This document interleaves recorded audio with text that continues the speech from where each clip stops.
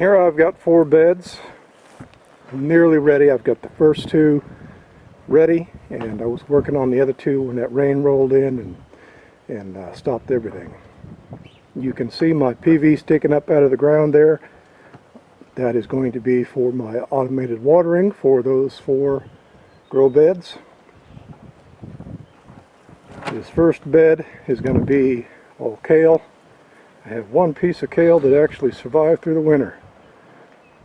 Right there. But that bed is going to be kale. And I'm going to have cabbage, broccoli, cauliflower, and I forget what else is going to be in that row up against in the garden greenhouse.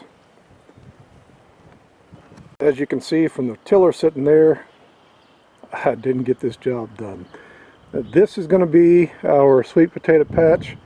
I've got a grow box that's already built. It is a 15-foot long by 4-foot wide box, and it will go here in this little patch that I've got partially tilled, and will be fenced to keep critters out of it. I'm just going to put the fence probably on the grow box itself, like a rabbit wire. Over there next to the old chicken shed, I've got a piece that's tilled up pretty well. I've got some T-posts made. They'll go against the fence there, and that'll be a tomato bed. And I'm going to have my beans, and there'll be squash over here and a mess of other things. In the garden greenhouse, everything that you see in here was all planted late fall last year, real late. I shouldn't have done it, but I was excited to try this Mittleider system and went ahead and did it anyway. But this cabbage and that carrot is wildly, insanely tall, actually made it through the winter.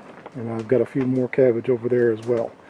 I have just recently started getting after this. You can see I have weeds I need to take care of on the outside of my aisle.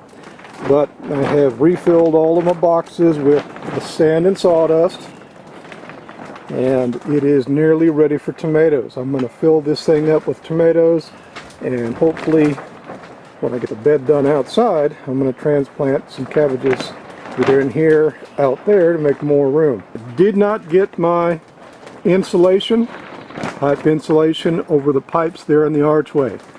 You need to do that. That's going to make your greenhouse plastic last a little longer. The help that I was expecting to help me drape this greenhouse plastic showed up a day early, and I did not yet have my pipe insulation. But there it is, and I should be able to still get that pipe insulation on pretty easily. Something else that I found here that I've done differently, this 2x4 right here, horizontal 2x4, is at the 5-foot mark between my T-posts. When I got that PVC, the arches up there, it really bowed these 10-foot long 2x4s out substantially.